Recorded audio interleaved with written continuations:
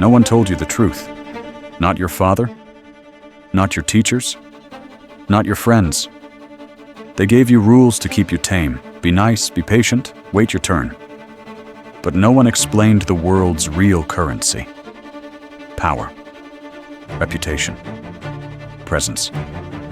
And what happens when you don't have them? This isn't a bedtime story. It's a warning. The knowledge you're about to hear is older than empires, sharper than loyalty, and dangerous enough to get books banned. It will cut through illusions you've carried since childhood. You may not like it. You may not want it. But if you stay, you'll see people clearly for the first time. And once you see, you can never go back. Part 1. The knowledge that makes you untouchable. No music, just words. You were taught to be polite, to be nice, to wait your turn. But no one taught you how people really work. This is not a lesson. It's a warning. What I'm about to say isn't comforting. It won't make you feel safe, but it will make you clear. And when you see clearly, you stop being easy to use. 500 years ago, Niccolo Machiavelli wrote a book so dangerous, the church banned it. Not because it was evil, but because it was true. Power makes people uncomfortable. So we pretend it doesn't exist. We pretend people are rational, that they act in their best interest. They don't. They act in whatever protects their ego from discomfort. Your coworker complains he's broke, but buys coffee every day. Your friend says she wants peace, but always goes back to chaos. Your brother keeps loving someone who hurts him, just because it feels familiar. You've seen it. And maybe you've done it too. People don't move with reason. They move with emotion. So if you want to change someone's mind, stop using facts. Give them feeling. Make them feel safe. Or make them feel seen. Or wanted. Or proud. But don't waste breath on logic. You might have been told, be loyal. Be available. Be nice. That's not wrong. But it's incomplete. Loyalty that isn't returned is exploitation. And if you keep offering it, you're not kind. You're convenient. Your friend only calls when he needs something. Your boss gives you promises but not raises. The woman you chase keeps her options open. They don't hate you. But they don't respect you either. Withdraw your loyalty. Quietly. Don't explain. Don't argue. Because men who explain why they're walking away rarely do. Men who mean it just disappear. Reputation isn't about truth, it's about perception. The version of you that people believe is the only version that matters. That doesn't mean be fake. It means be precise. You don't need to show them everything. Just enough. Want to be respected? Stop oversharing. Speak less. Don't justify. If they don't need an explanation, don't give one. Want to be valued? Be less available. Show up when it counts, not when you're bored. Scarcity isn't a trick, it's a signal. Don't confuse kindness with weakness. Weak men are eager to please. They avoid hard talks. They say yes when they should say no. They call it love, but it's fear. Strong men are quiet. They speak clearly. They risk being disliked, but they sleep well. I once had a friend. Smart, funny, loyal. He kept getting cheated on, he said. But I did everything right. That was the problem. He kept doing what he thought should work, not what did. He wanted to be chosen for being nice. But people don't choose what's nice. They choose what moves them. Machiavelli said, "If you can't be both loved and feared, choose to be feared." But that line gets misunderstood. He didn't mean be cruel, he meant be undeniable. The man who can say no, and mean it, is the man others think twice before crossing. Not because he threatens, but because he doesn't chase. Conflict isn't rare, it's constant. In your workplace, someone is gunning for your seat. In love, someone else wants what you have. In your friendships, someone is testing your line.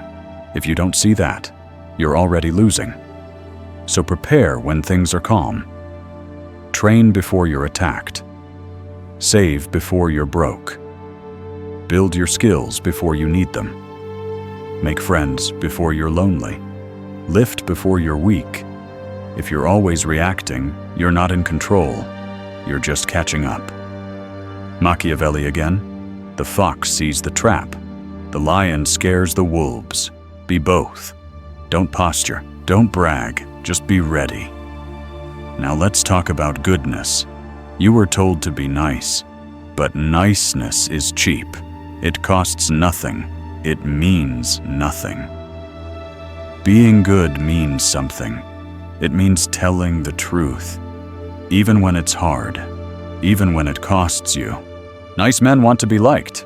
Good men want to be honest. Nice men wait for permission.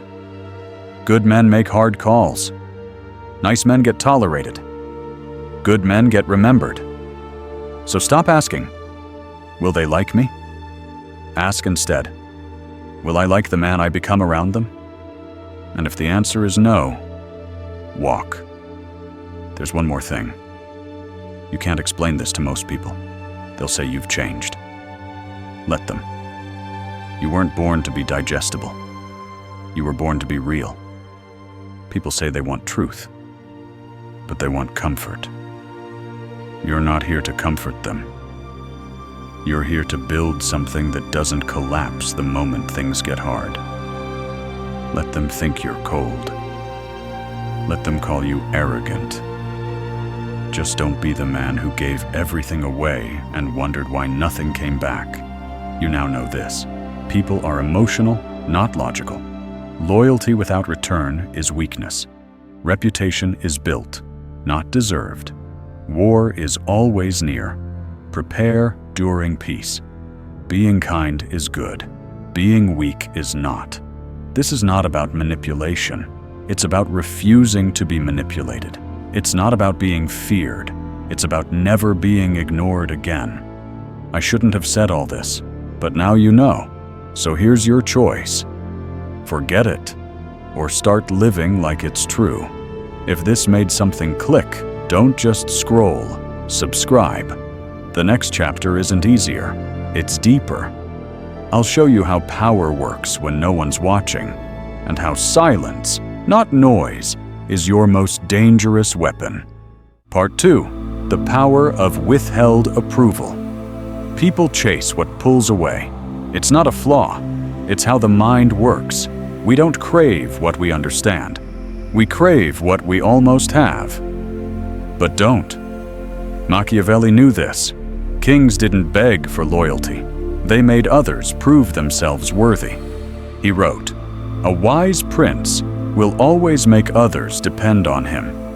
That wasn't arrogance. It was leverage. And leverage is everything. Here's what they won't tell you. Approval is a drug. Withdraw it, and people panic.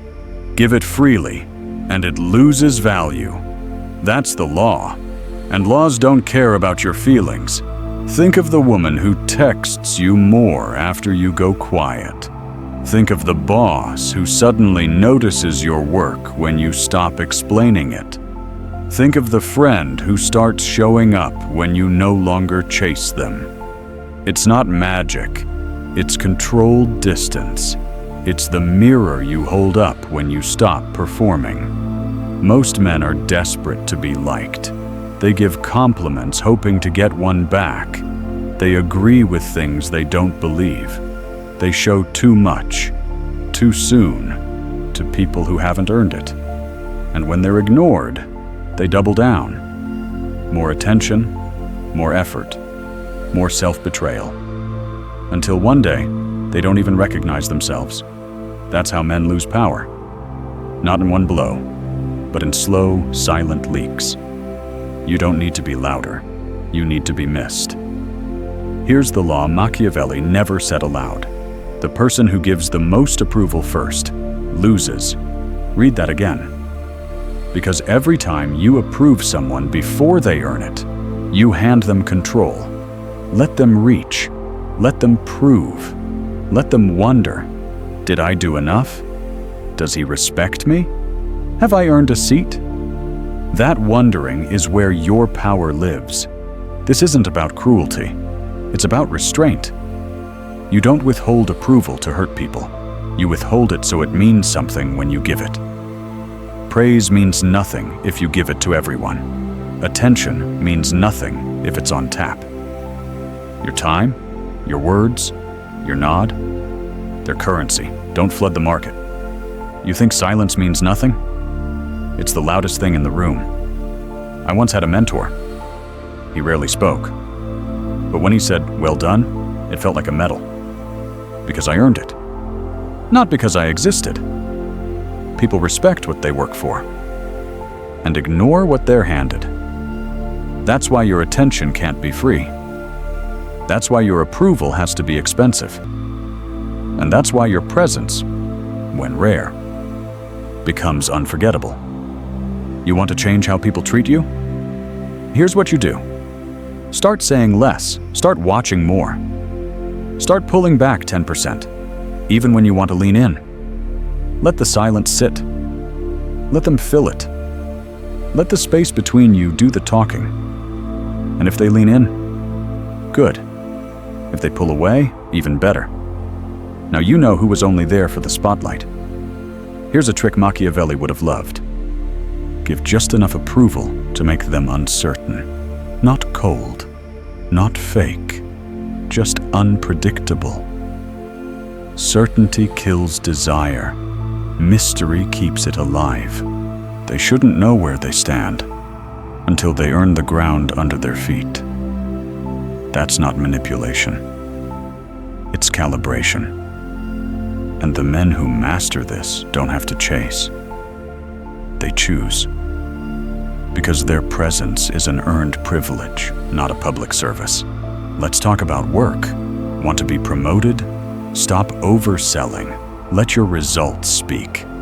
Speak only when it matters. Let them wonder what you think, not drown in what you say. Let's talk about relationships. Stop giving romantic energy to people who haven't earned your attention. If she's unsure about you, match her uncertainty. Let her figure it out. You're not here to be convincing. You're here to be clear. Let's talk about friendships. If he flakes 3 times, stop calling. If she only calls when it's convenient, let it die. Silence is how you clean your life without drama. No texts, no closure. Just closed. You're not cold. You're just done being warm to people who never brought fire. That's not bitterness. That's boundary. So here's what you remember. Approval is power. Approval given too soon is power lost. People crave what pulls away. You don't become desirable by chasing. You become desirable by choosing. The man who is rarely seen is rarely forgotten. Machiavelli never begged. He advised kings. Kings don't explain. They observe, they decide, they move. The game isn't played by the loud. It's played by the quiet ones who know how long to wait before speaking. You now have the one weapon most people never learn to use. Your silence, your absence, your approval, held until it's earned. If this made something shift inside you, don't thank me. Thank the moment you realized your presence was rare and your time expensive. Subscribe, because next, I'll show you how to build influence, even when you're quiet, especially when you're quiet. Part 3. The psychology of perceived control. Real power isn't loud. It doesn't demand, it doesn't chase. It lets others feel like they're in control, while quietly deciding everything. Machiavelli never said, "Dominate people." He said, "Make them believe it was their idea." That's the secret. Control isn't taken, it's offered. as a gift wrapped in choice. You think you're choosing the job, the partner, the path. But most of the time, you're just choosing between two options someone else already placed on the table. That's how real influence works. You never force. You frame. Here's what people want more than love: agency. The feeling of autonomy, of being right, of being respected. Take that away, they fight. Give it, and they'll follow you anywhere. This is why the strongest people don't give commands. They give options, limited ones, but it still feels like choice. Want to meet Thursday or Friday? That's not a question. It's a setup. In dating, don't ask for commitment. Create moments where she wants it, where she thinks it came from her. That's how loyalty sticks. When people claim it as their own idea. In leadership, never micromanage. People resent control, but they will obey frameworks they feel they helped build. Ask questions that lead, not instructions that push. In influence, let them speak first. Let them feel heard, then echo their words. Framed with your logic, your intention. They'll nod, they'll agree, and they won't know it was you guiding the whole way. I had a boss once. He never barked orders. But somehow you always left meetings doing exactly what he wanted. And you felt good about it, because it felt like your idea. That's not charisma, that's structure. Framed silence, minimal moves, maximum impact. Here's what you must understand. People fight what feels forced, but they protect what feels chosen. So stop forcing, start shaping. Plant seeds, then leave space. Let them water it. There's a reason magicians don't scream, "Look here!" They create attention by misdirection, by contrast, by silence, by giving you something to hold, while they move what matters. Power works the same way. You don't need to dominate people. You need to design the room, the rhythm, the roles. You don't need to control them. You just need to control the story they tell themselves about why they chose you, why they stayed, why they trust you. And here's the twist. It has to be real. You can't fake this for long. If your presence isn't solid, the mask slips. If your core is shaky, the silence turns into confusion, not clarity. So start with the interior, then shape the exterior. Machiavelli wasn't heartless. He was precise. He knew this. A man who feels controlled will rebel. A man who feels seen will stay. A man who feels respected, even when guided, will offer his loyalty without demand. So what do? Stop interrupting. Stop over-explaining. Ask questions that lead people home, without shoving them toward the door. Make space for people to see what you already know. Let them feel in charge, even if you're quietly steering the wheel. That's not manipulation. That's wisdom. The man who forces people to follow him is a tyrant. The man who designs a path people want to walk is a leader. You don't need credit. Let others think they wrote the map, because when they believe it was their choice, they'll protect it harder than you ever could. Here's a simple rule. Power isn't saying I'm in control. Power is when no one questions who is. So remember, control is not taken. It's offered. People follow what feels like their own idea. Ask, don't force. Frame, don't push. Design the space, then let others move inside it. If you do this right, you'll never need to raise your voice. Your silence will speak louder than commands. People crave choice. Give it to them inside your design. Let them feel in charge while you hold the frame. That's power, the kind no one sees, but everyone feels. If you felt something shift here, if this changed the way you view how people move, subscribe. Because in the next chapter, I'll show you how to stay dangerous without saying a single word, and how Machiavelli used absence as his most powerful move. Part 4. Weaponized absence, the power of not being there. Sometimes, the most powerful thing you can do is leave. Not with noise, not with drama. Just absence.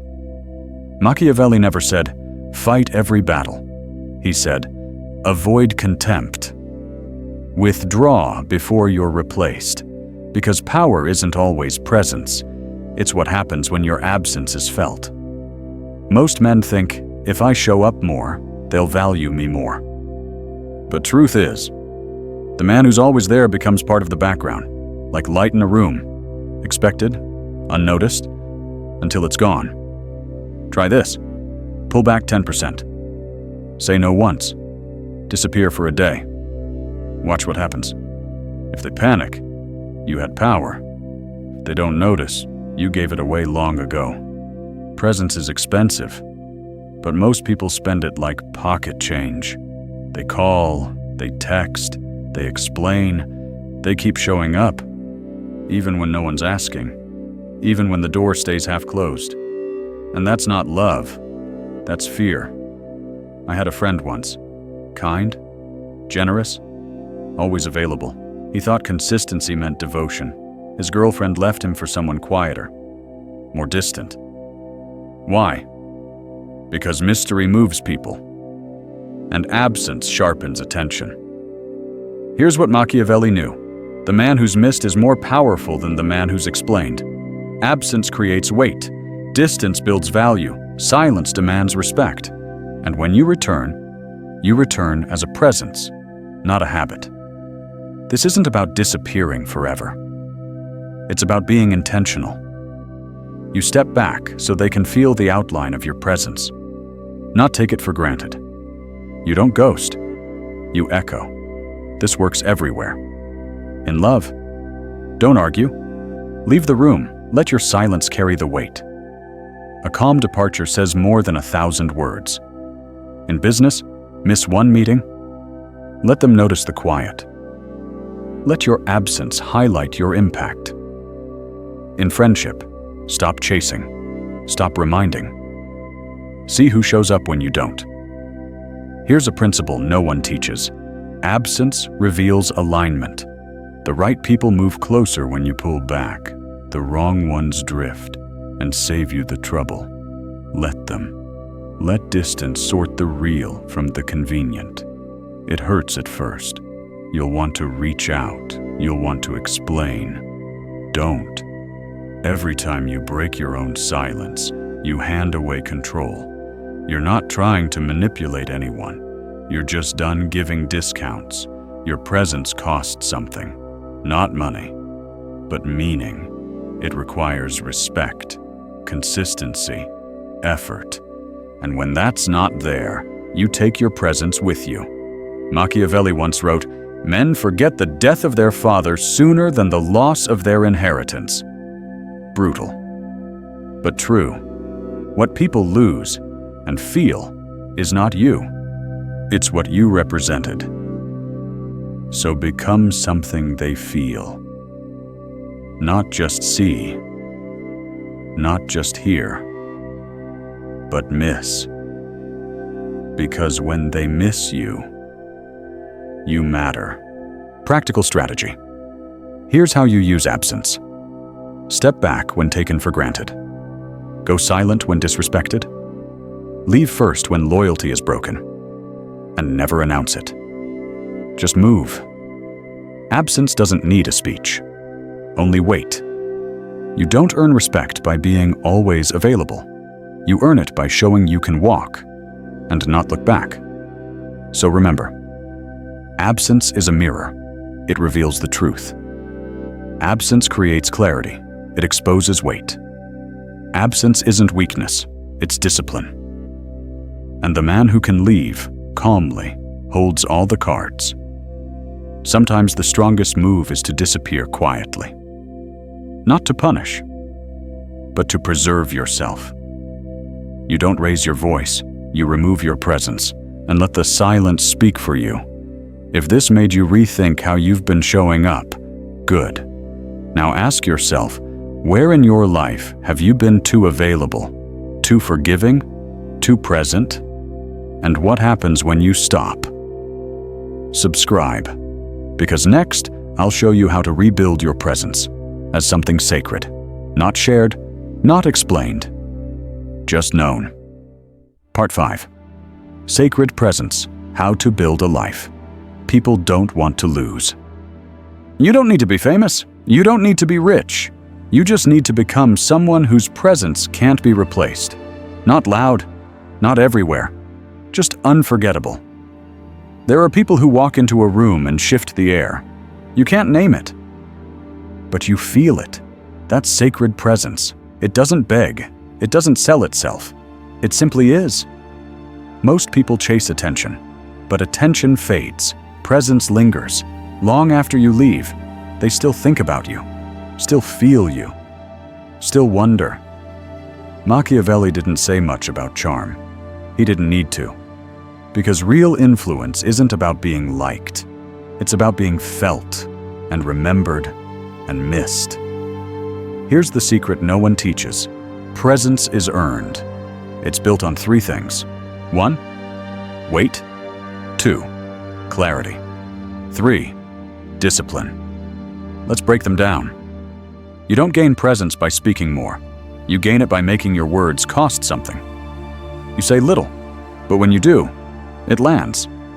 Not because it's loud, but because it's true and rare. When you walk in, do people adjust themselves? Do they listen differently? Or do you blend into the noise? The difference is weight. And weight comes from self-respect, not performance. People with sacred presence don't chase approval. They move with intent. They know what they stand for and what they'll never tolerate. That clarity cuts through the fog. It attracts those who resonate and filters out the rest. You don't need to fight to be understood. You need to be so clear that others have to decide, am I drawn to this or exposed by it? Both answers work. Presence leaks when you give too much, when you over-explain, when you apologize for being. The man with sacred presence knows how to hold tension, how to let the room sit in silence, because silence is a test. Most people can't pass it. People start respecting you the moment you stop chasing understanding and start living in alignment, quietly, consistently. You want sacred presence? Start doing hard things without complaint. Show up when no one's watching. Speak truth when it's not popular. Disappear when you're being used. That's the formula. No shortcuts. Sacred presence isn't built in noise. It's built in solitude, in how you hold yourself at 5 a.m., in how you carry pain without making it a show, in how you treat people who can't give you anything. I once met a man in a hospital waiting room. Didn't say much, but he sat with his dying father every day for months. Quiet, steady. The nurses said, "We don't know his name, but we miss him when he's gone." That's sacred presence. You don't have to broadcast your worth. Live it, and let the echo do the rest. What it looks like sacred presence means. You're calm when others react. You don't need everyone to like you. You walk out of rooms that insult your soul. You protect your peace like it's property. You're not mysterious on purpose. You're just private. You're not intimidating. You're just uninterested in proving yourself. You're not detached. You're just busy building a life too real for performance. Mistake to avoid. Here's where most men fail. They want to be respected without becoming someone worth respecting. They want presence without doing the work in the dark. It doesn't work that way. If your mind is messy, your presence will be scattered. If your values are unclear, your boundaries will collapse. If you crave constant validation, You'll vanish the moment it's gone. So here's what you do. Speak less. Mean more. Train in solitude. Show up without fanfare. Leave when needed. Return only if it makes you stronger. That's how you build presence people don't want to lose. Sacred presence isn't about charm. It's not about smiles or speeches. It's about depth, stillness, gravity. You become the kind of man people think about long after the conversation ends. You stay in their mind not because you tried, but because you were real in a world that's mostly noise. If this hit you in a quiet place, good. That's where presence starts. Subscribe. Because next, I'll show you how to use boundaries like weapons. Softly drawn, but impossible to cross.